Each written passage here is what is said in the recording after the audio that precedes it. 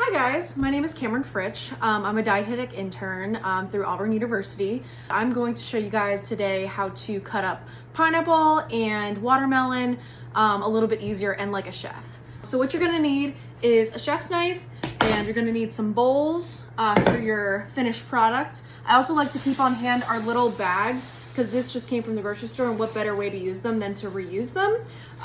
So we'll use those for our scrap. We'll put all of our leftover stuff from our pineapple and our watermelon in those bags and then just toss them in the trash. Makes life a whole of a lot easier. So before we begin, I like to go over some really quick knife tips because this is really gonna help you with everything that you do when you cut stuff. So the first thing is holding the knife properly. So everybody thinks that you should really just like hold it all the way down here, and you kind of just don't have enough control over the knife that way. I always recommend pinching the blade. Kind of gives you a stable grasp of the knife. And so what you're able to do now is sort of rock the knife a little bit easier. I like to kind of think about it as a choo-choo train. So I'm moving my knife in this nice choo-choo train motion. And as I'm cutting, that's gonna make it a lot easier. So we always wanna keep the blade on the board, and that way we can sort of create this motion of a choo-choo train. Another really quick tip is to make sure you're doing your eagle claw. So an eagle claw, as I like to call it, is when you're taking your fingers and you're sort of making this nice little plane that the knife can rest on. So whenever we're cutting something, we want to give ourselves a guide. So whenever we do these like nice little eagle claw hands, we're able to give ourselves a guide that we can run the knife over. And this also prevents us from lopping off our fingers, which is also not something we want to be able to do. Some bad things to do when you hold a knife is to put your hand right on the board and you're doing this motion. That's not good because God forbid you run your knife over your fingers, you're gonna cut yourself. And that's not really what we want, obviously. So again, we're just gonna do this eagle claw motion, have it right on top of our fruit, and lie our knife right on top of our knuckles. And then this gives us a guide on our fruit. So again, we don't cut our fingers, but it also sort of gives us an idea of how big of each piece we can make them. So I think we should start off with the pineapple. It's a little less juicy, make less mess on the board. So what you're gonna do is take your chef's knife, and we're going to put it on its side, and we're just gonna lop off the top. And then once you have the top lopped off, then we can lop off the bottom.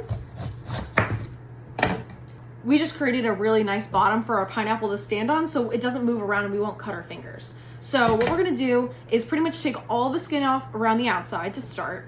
So you just wanna sort of run your knife around that outside. Try not to take off too much flesh because we wanna be able to use as much pineapple as we can. And I'm just kind of doing a nice curving motion around the pineapple. Okay, so we're gonna take our scraps, put it in our bag. And now we have this nice starting pineapple to work with. So what we're gonna do is we have this little core on the inside. You see how it's like a little white? So that we wanna take that out because that's gonna be too tough and we don't wanna eat that. So what we're gonna do is cut around the outside of the core so that we don't have to necessarily tilt it on its side or do any of those weird tricks, not what we wanna do. So what we're gonna do is take our knife and run it along the core. We just got one side done, so you can kind of see I'm trying to get as close to that white part as possible. So again, gonna go turn it, and then cut it, and then turn it, and then cut it, and then turn it, and then cut it.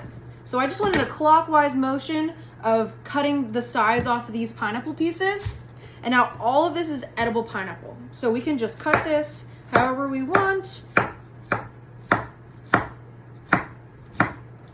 We have some nice pineapple. And I'm just gonna put this in our bowl. Again, so with these larger pieces, you wanna cut them just right down the center to make them a little bit easier to eat. And again, just cutting it nice and easy. Again, with these larger pieces, we can cut these into halves or thirds depending on how big your pineapple is. I'm gonna cut this one into thirds because it's a little big.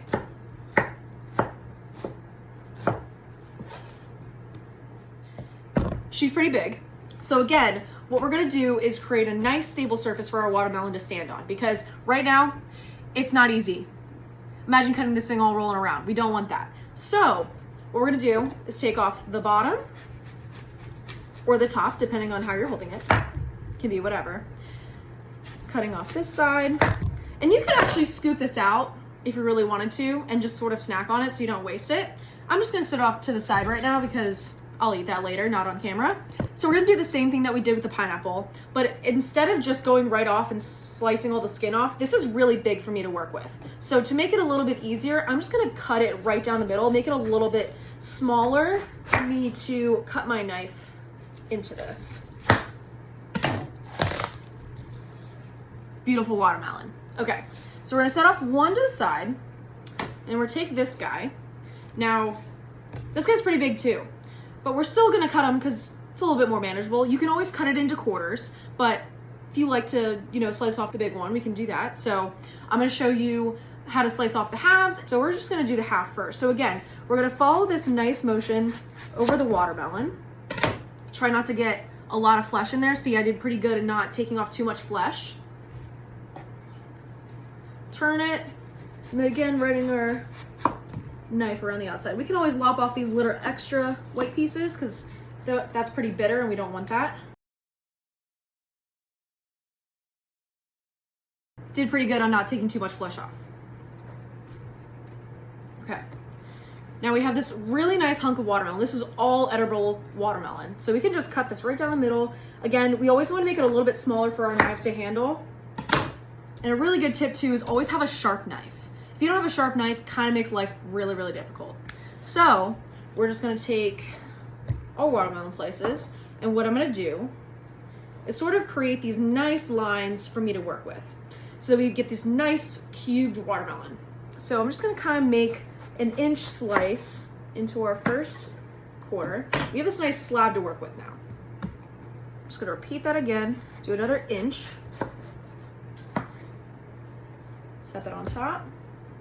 And then we have this little piece left. Okay. I'm just gonna chop the rest of this guy up because it doesn't really matter. Okay, so now we have these really nice slabs. So you see I kind of have these lines going on. So we have this little line up here, this little line up here, and what we're gonna do is make a couple more lines because again, we want this nice cubed watermelon. So do another inch. So now we have these spears getting created. Turn it again, and then what we're gonna do is make cubes out of this. So we're gonna cut these nice cubes. See how easy that was? I didn't have to do all of these individual pieces. I was able to lay them on top and then make these nice spears out of them, and then I have these great cubes.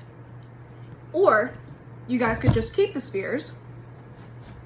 So again, I'm gonna take that long piece.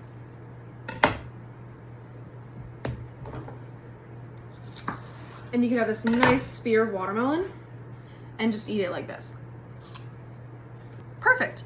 So now you guys have learned how to cut up some pineapple and watermelon, which are some of the hardest fruits to cut up. So good job for you guys trying this today. And have a good rest of your day.